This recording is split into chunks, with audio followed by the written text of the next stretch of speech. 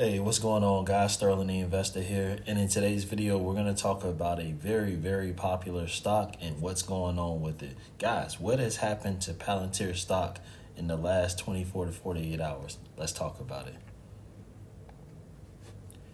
So right now, Palantir is down about 10% and it's trading at about $112 per share. I think it got down to around $108, $106 per share earlier today.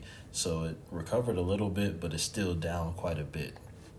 So the first thing that came to mind after my research was I saw the CEO is dumping shares. The CEO, Mr. Alex Karp, is planning to sell about $1.2 billion worth of company stock. So when a CEO unloads shares of his own company, how can you expect shareholders to maintain confidence in the company? I believe this is very much contributed to the sell-off that we saw today.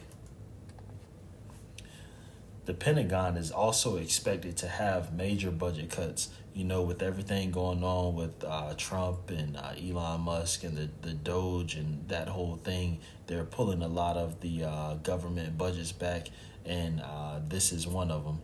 And right now, Palantir, a very large portion of their revenue is generated from government contracts, and the budget for it right now is about $850 billion, but it's expected that this could be cut pretty significantly. It's rumored to be somewhere around 8 to 10% annually over the next 5 years. So that's another thing that has shareholders a little bit worried that if you pull back the contracts, that's directly going to affect Palantir's revenue, and that wouldn't be good for shareholders. So that's something to definitely be concerned about. Palantir, in my opinion, is still a good company. Even if they see the pullback in government contracts by about 8%, I think they're positioned well enough, and they're still an industry leader to where I think they're going to be fine.